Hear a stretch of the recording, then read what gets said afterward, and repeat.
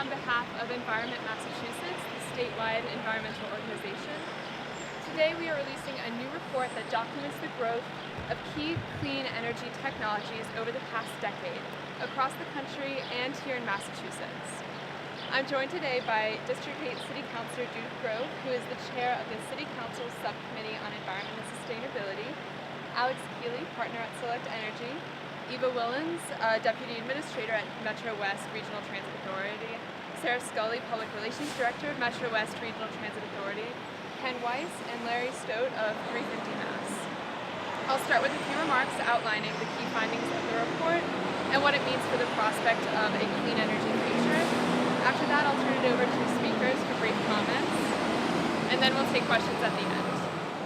So our report, Renewables on the Rise 2018, A Decade of Progress Toward a Clean Energy Future, provides a state-by-state assessment of the growth of key technologies needed to power the nation with clean, renewable energy, including wind and solar power, energy efficiency, battery storage technology, and electric car sales. Since 2008, Massachusetts has seen a 46% increase in the amount of state gets from the sun, 55 global units. The report also highlights advances in the use of renewable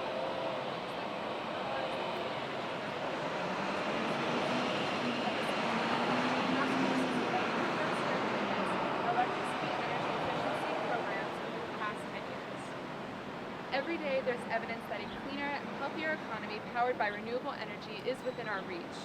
The progress that we've made in the last decade on renewable energy and technologies like battery storage and electric cars should give Framingham residents the confidence that we can take clean energy to the next level. A variety of factors have contributed to rapid growth in each category since 2008, including smart policies, improved technologies, and lower costs. The last decade has proven that clean energy technology can power American homes, businesses, and industry, and leaves America poised to dramatically accelerate its shift away from fossil fuels. With renewable energy prices falling and new energy-saving technologies coming online every day, it's much easier to envision a future powered by clean, renewable energy. And now we'll hear from our speakers, beginning with City Councilor Judith Grove. My name is Judy Grove. I'm District 8 City Councilor. As a town meeting member, I was very concerned about propositions that came to us about improving environmental issues, but I didn't think town meeting was the right form of government to make big progress. So I voted to become a city. Once we became a city, I asked for an environmental committee. I had been trying to get one established for years with no success. When we met as a committee, we brought together a lot of the environmental activists in our community, several who will be speaking today. We made some serious progress by banning plastic bags as town meeting, divesting of fossil fuel, and having a resolution to go 100% clean energy. My particular focus has been on environmental justice.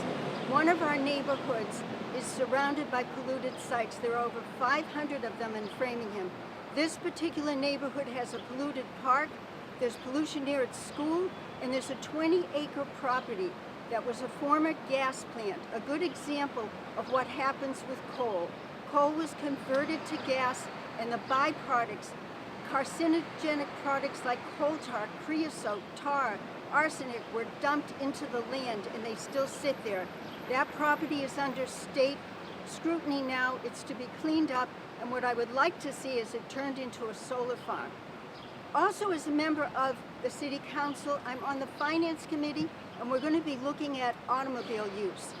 The number of people who have them, the number of people who should have them, and the use of them, trying to get electric vehicles and make them efficient. So there's a lot of directions to go in. I'm very excited about what's happening in Framingham. Thank you, Councilor Grove. Next, we'll hear from Alex Keeley of Select Energy. Thanks for the introduction. Select is a commercial solar and energy storage developer headquartered nearby in Hopkinton. We're very proud to be a part of the huge growth in renewables that we've seen in the last decade. What I think is amazing that this report highlights We're now powering the equivalent of 10 million homes from solar energy and 24 million homes from wind power in the US. That is many times the few million homes that were powered by renewables 10 years ago. If we repeat that incredible pace of growth in solar and wind that we saw in the last decade, 100% of all electric needs in the US would come from solar and wind within 10 years. I'm proud to be a part of this energy revolution, not just because of the environmental benefits that solar brings, but because of the many local jobs that the industry provides. We have 75 employees in Hopkinton dedicated to growing commercial solar and energy storage here in New England, and we're employing hundreds of subcontractors on a daily basis. We're a small part of the 250,000 jobs in the solar industry in the US. While the growth of this industry has been phenomenal, over the last 10 years, it won't be easy to continue growing as fast. Last year, the solar industry actually lost jobs for the first time as the volume of installs slowed from changing policies. We're on the cusp of a major revolution in how we get our energy. Climate change is a major issue, but solutions are within our grasp. Hopefully, what this important report can show people is that we need strong policies to continue to grow and make an impact on climate change that we need. The time is now for Massachusetts lawmakers to pass some of the important legislation in front of them to continue our progress. Thank you. Thank you, Alex. Next we'll hear from speakers Eva Willens and Sarah Scully of Metro West Regional Transit Authority.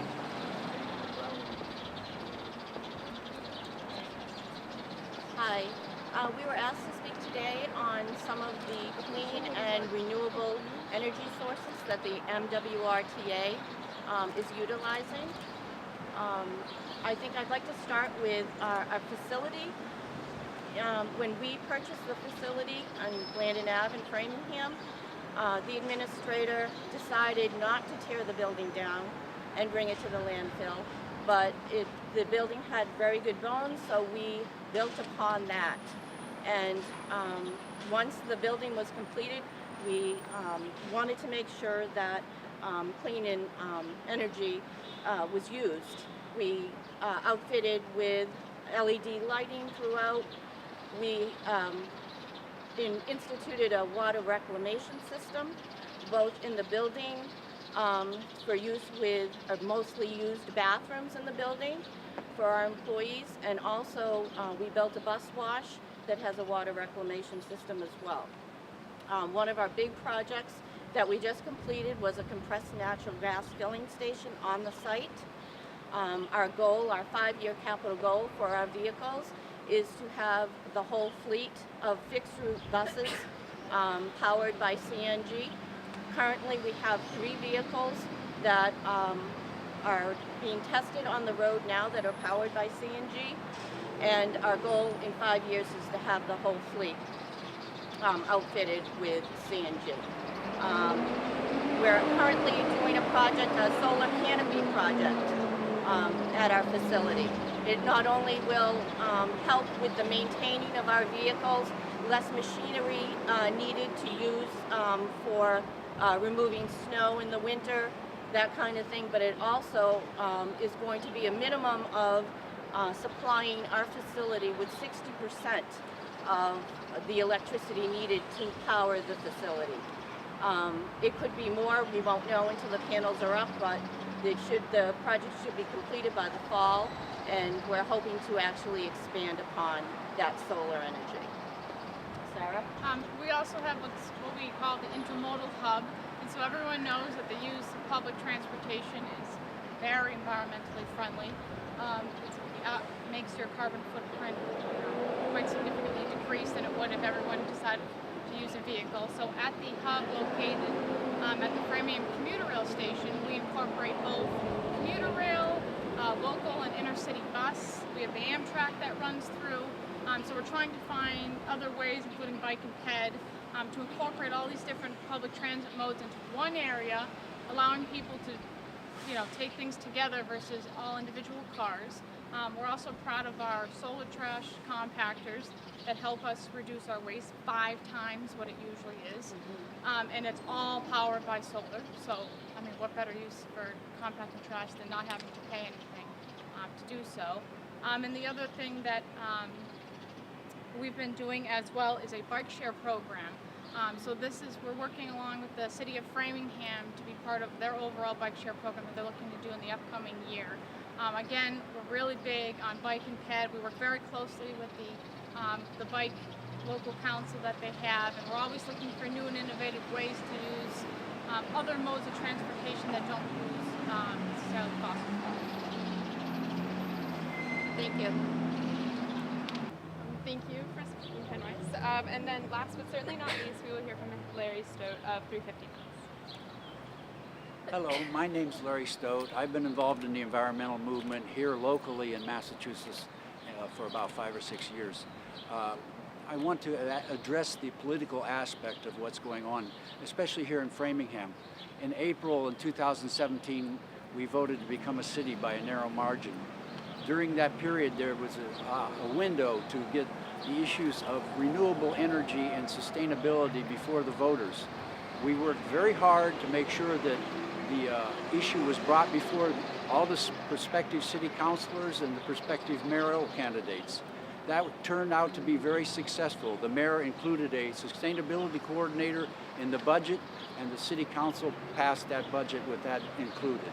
So we're on the threshold of a political issues of dealing with the environmental movement here in the city of Massachusetts, city of Framingham, Massachusetts.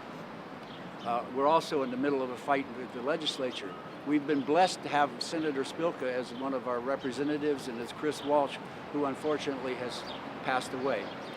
We want people to understand the issue is about them every day here in Framingham, as well in Massachusetts and the United States and our planet. We've made many advances here during the time I've lived here for 40 years. We do curbside recycling. We have put out less people and man hours in collecting our rubbish. So we're looking at, we have 3 or 4 different contracts with solar arrays. So we're making progress, but we need everybody to be involved. This is everybody's problem. Thank you. So thank you to Councillor Grove, Alex Keeley, Eva Willens, Sarah Scully, Ken Weiss, and Larry Stote for joining us this morning. So as you've heard today, we built a good foundation here in Massachusetts. In addition to the progress highlighted by our speakers, the state's first offshore wind farm is set to begin construction in 2019, and commitments have been made by Boston University and Harvard University to purchase 100% of their electricity from renewable sources, while Hampshire College already receives 100% of its electricity from on-campus solar panels. Now we need to build on this foundation by eliminating arbitrary caps on solar, continuing to improve energy efficiency and storage, and setting Massachusetts on a trajectory towards 100% renewable energy. The reality is inescapable. Fossil fuels pollute our air, water, and land, threatening our health and changing our climate faster than even scientists have predicted. We need to seize this moment and lean into a future powered by clean, renewable energy. Thank you all, and at this time, we are happy to take any questions. If there are none, then... So, no, it's okay. I just wanted to, interview 2 non-speakers that I see here. Okay. Isabella and Mary Kate, but that will be after the Q&A. Okay. 30 seconds. I'd like the people from transportation to answer 2 questions. Sarah and Eva, if you could answer some questions. We'll try. I was fascinated by the things you're talking about. Washing of vehicles, recycling water. Yes. Can you tell me, where is this coming from, and are you connecting with RTW to give them some ideas of what you're doing and what they may be doing to continue that? So the administrator's goal and mission when we moved to Blandon Ave was just to make it as green as possible. So when we started these structures, he, with funding through the Federal Transit Administration and MassDOT and the help of our Metro West legislators, you know, we just, our goal was to be as green as possible, and going forward, you know, keep doing that. So that's really, it was his vision, and you know, it's coming. But my question is, how can we get DPW, our city, to do more of the same So things it's that you're doing? interesting. The compressed natural gas filling station is going to be open to our municipalities in the area, and Framingham is interested. They've been in talks with us. If going forward they would, if they were going to purchase a vehicle, they may lean towards CNG, and I think more people would lean more towards CNG if there were more filling stations available in the area. So having one at our public site, you know, will hopefully encourage DPWs in the area to maybe purchase And CNG could you vehicles. tell me the benefits of CNG? Well, it's definitely cleaner, much clean, and it doesn't have, one of the great benefits is you don't have big tanker trucks like gasoline coming to your site. It's hooked into the existing gas pipes, Which was already there. which were already there when we already moved established. in, so it was, you know, so that's great to keep some big trucks off the road would be very helpful. It is cleaner, it's very safe. People, if they would want to read about it, it's very interesting. It's much safer than gasoline, you know, if you got hit or something like that. So it's funny, the CNG, from what I understand, the cost has like leveled throughout the years. Where gasoline is so volatile, it's up, it's down, it's up, it's always usually going to go up.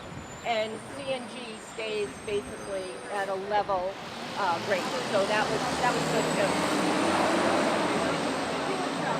Yes, fewer trucks. CNG something. I wanted Yeah. to know more about your bike program. Are you going to be having bikes available around town? How will that work? So we're hopeful. I forgot to mention that all our fixed-route buses have front bike racks, and they're used very well. You know, some people bike to a certain point and then put the bike on their bus and do their last mile to work or wherever they're going. But Sarah can talk a little bit about the bike so share. The city contacted us in regards to a bike share program similar to what Marlboro currently has. So they're looking at different sites around Framingham, and it was brought to our attention that we have two sites, both our Blandon Hub and the station. They wanted to put some either dock or dockless units. So we would do something as part of their overall plan, because it wouldn't make sense just to have one area where it doesn't connect up to other units. Right, So it'll we want to definitely be be a part of it. partnership, Right, yeah. and we have bike lockers right at the station where people who take the train can lock up bikes if they bring their own. And it's a covered bike locker that keeps the bike nice and secure and clean and everything like that. Absolutely.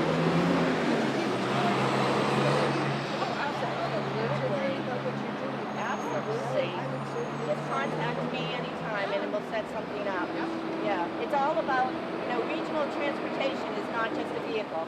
It's bike, it's ped, it's whatever mode. And connected. without one, you don't have the other. It can't be And successful. of course, now you're going to be getting an apartment building with 270 units Yes. right by your Yes, and we're current hoping station. they're all going to be transit We are too. oriented. Yes. Okay, thank Yes, you. thank you.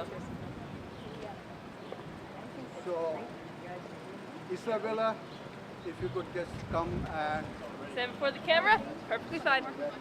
so basically, you know, why you came and what motivated you to be a part of this climate movement. All right. So I've been a fan of the environment since I was little. I've always wanted to get somewhere into science to work about how the world works. And for the longest time, I actually wanted to go into biology. I wanted to be working with animals and plants. And then I figured out that hard science wasn't really my thing. And I'm like, well, what else works for the environment? And I found environmental studies and policy, and I said, that works for me.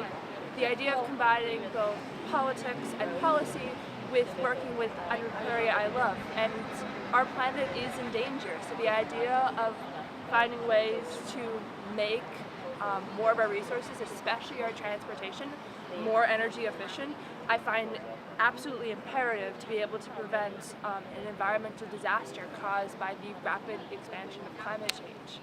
So I find it really important to come here. Good. So now you have decided to team up with Councillor Grove, right? I am working for her mostly as an intern, particularly working on open spaces, Oh, wonderful. Yeah. particularly with the Mary Dennison Park, which, as we know, has been contaminated by lead thrown by both the town and by the Dennison Corporation that gave it. So the idea of making it a park that's able to help with both the neighborhood and the open space itself, but also to be able to prevent the spread of the lead found in the ground to contaminate other places, because Beaver Park also has, as we mentioned before, the General Chemical Plant, which also has been contaminating the ground for years. Okay, thank you very much, Bella. No problem.